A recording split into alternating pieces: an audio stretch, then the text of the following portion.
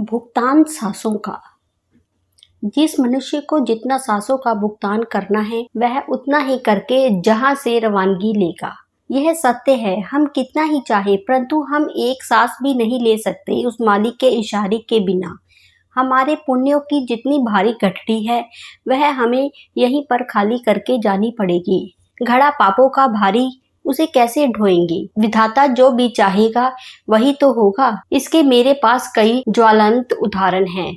मरने वाले भुगतते रहते हैं और जिनको यहाँ जीवन जीना है या यूं कहिए जिनकी यहाँ जरूरत है वह कूच कर जाते हैं और हम हाथ मलते रह जाते हैं। निर्मला फूट फूट कर रो रही थी।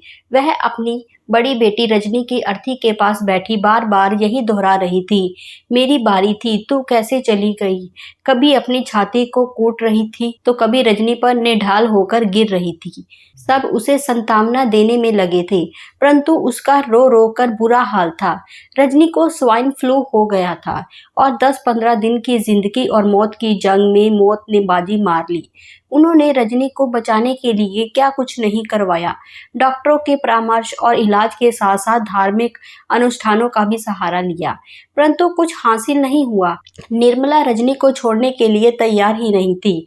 वह बार बार यही दोहरा रही थी, मुझे भी इसके साथ ही ले चलो, मैं अब यहाँ जीकर क्या करूंगी। निर्मला का रोना देखकर सबका कलेजा मुंह को आ रहा था। निर्मला को कैसे भी सब्र नहीं हो रहा था। उसका वर्षों का बांध अब सैलाब बनकर बह रहा था। मनुष्य कितना भी चाहे, जाने वाले को कौन रोक सकता है। आखिरकार रजनी को भी चिता को समर्पित कर दिया लेकिन निर्मला बेसुध हो गई थी। उसे कमरे में लिटा दिया गया इंजेक्शन देकर। जैसा ही निर्मला की तंद्रा टूटी उसे पिछली यादों ने घेर लिया कि वह अपने मायके सोनीपत गई हुई थी। उसके भतीजे के बेटे की शादी थी। घर में गहमागमी का माहौल था। बड़ा परिवार होने के कारण 10-15 दिन रिश्तेदारों और फंक्शन में कैसे बीत गए उसे पता ही नहीं चला। वह खुशी से सरोबोर हो रही थी। चारों तरफ से कानों में रस घोलती हुई बुआ जी की आवाजों ने उसे क्षितिज पर बिठा दिया। वह यह भी भूल गई कि उसे वापस भी घर जाना है। आज निर्मला के घर रवाना होने का वक्त आ गया था। वह भारी मन से घर के लिए रवाना हुई। दूसरे भतीजे का बेटा अमन उन्हें छोड़ने जा रहा था। अमन ड्राइवर और निर्मला कार से रवाना हुए। रास्ते में एक गांव के पास ड्राइवर को लगा कार में पेट्रोल खत्म होने वाला है। उसने सोचा हम रास्ते में पेट्रोल डलवा लेंगे परंतु होनी को कुछ और ही मंजूर था। पेट्रोल डलवाने से पहले ही बस के साथ आमने सामने की जबरदस्त टक्कर हो गई। टक्कर बहुत भीषण थी। निर्मला तो बेहोश हो गई। अमन मोबाइल पर गेम खेल रहा था, उसे होश था। ड्राइवर की स्थिति भी खराब थी लेकिन मरने वाले से बचाने वाला महान होता है। इतने में एक कार आकर वहां रुकी जो सवारियों से भरी थी। लोगों ने उन्हें कार से बाहर निकाला। तब तक कार के पिछले हिस्से में आग लग चुकी थी और ड्राइवर अभी कार में ही था। उसकी खिड़की नहीं खुल रही थी। ये लोग ड्राइवर को कार से बाहर निकालना चाह रहे थे। अपनी जान सबको प्यारी होती है। अमन ने सबको आश्वासन दिया कि यह आग और नहीं भभकेगी क्योंकि कार में पेट्रोल नहीं है। जैसे तैसे वो लोग ड्राइवर को बाहर निकालने के लिए राजी हुए। उन्होंने खिड़की का कांच तोड़कर ड्राइवर को बाहर निकाला। निर्मला बेहोश थी। अब उसे थोड़ा थोड़ा होश आना शुरू हो गया। वह दर्द से करा रही थी क्योंकि उसके घुटने और हाथ की हड्डी टूट चुकी थी और भी बहुत सी चोटें आई थी। भला हो उस ड्राइवर का जो उसने उन तीनों को जीप में लिटाकर पास के मेडिकल कॉलेज में पहुंचा दिया। वहीं भीड़ में कुछ ऐसे भी लोग होते हैं जो माल बटोरने के लिए ही आते हैं। निर्मला का पर्स किसी ने मार लिया था जिसमें सोने की चेन, अंगूठियां और 15-20 हजार रुपए थे। कार पूरी तरह आग की भेंट चढ़ चुकी थी। निर्मला का सामान भी उसमें आग की भेंट चढ़ गया था। अमन ने घर वालों को किसी का फोन किया और बताया कि उनका एक्सीडेंट हो गया है और वह मेडिकल कॉलेज में हैं। डॉक्टर साहब बाहर गए थे इसलिए निर्मला का ऑपरेशन नहीं हो रहा था। 2-3 दिन बाद जब डॉक्टर साहब आए तो निर्मला का ऑपरेशन हुआ। ड्राइवर की इस हादसे में मौत हो गई थी। निर्मला की अटैची आग की भेंट चढ़ चुकी थी।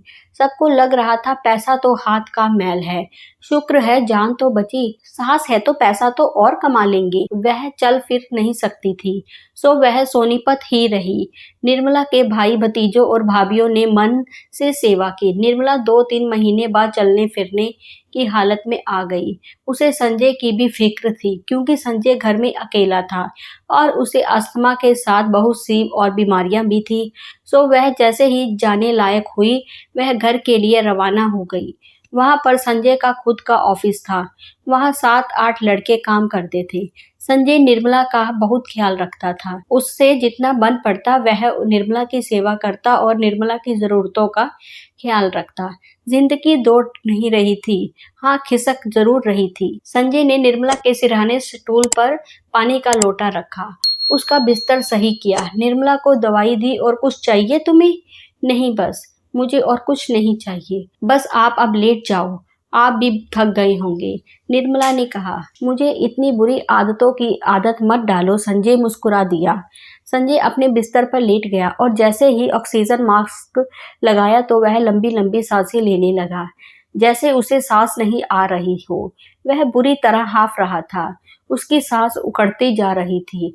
निर्मला को अब कुछ कुछ समझ आ रहा था। वह संजय को बुला रही थी, पर वह जवाब नहीं दे पा रहा था। निर्मला जैसे तैसे सीढ़ियों से नीचे उतरी। वह गली डॉक्टरों की गली थी। निर्मला ने जैसे ही आवाज लगाई, वैसे ही बहुत से लोग जमा हो गए। उसमें 4-5 डॉक्टर थे। वो लोग पहुंचे, निर्मला नीचे सीढ़ियों पर ही बैठ गई। वह चल नहीं पा रही थी। पास वाले लड़के ने पकड़कर निर्मला को ऊपर पहुंचाया। वह जब तक ऊपर पहुंची, डॉक्टर ने जवाब दे दिया था। संजय की सांस बंद हो चुकी थी। निर्मला को कुछ समझ नहीं आ रहा था। जो आदमी अभी थोड़ी देर पहले मुस्कुरा रहा था, वह अब इस दुनिया से अलविदा ले चुका था। उसका रो रो कर बुरा हाल था।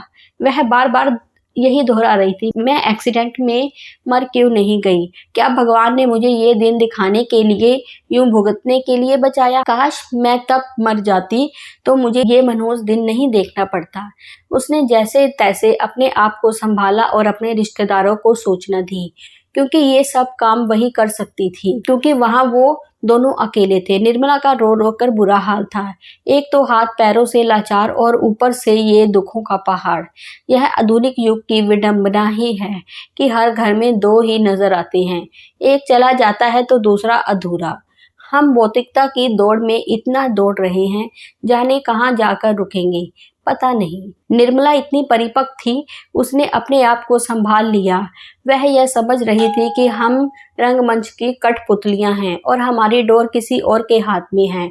हमें अपनी सांसों का भुगतान करके ही जाना पड़ेगा। और वह यह भी समझ गई थी कि जितने दुख हमारे भाग्य में लिखे हैं, हमें उन्हें यहीं भोग कर जाना है। उम्मीद करती हूँ ये स्टोरी आपको पसंद आई होगी। हमें अपनी राय ज़रूर बताएं। कहानी पसंद आई हो तो चैनल को लाइक, कमेंट्स और शेयर ज़रूर करें।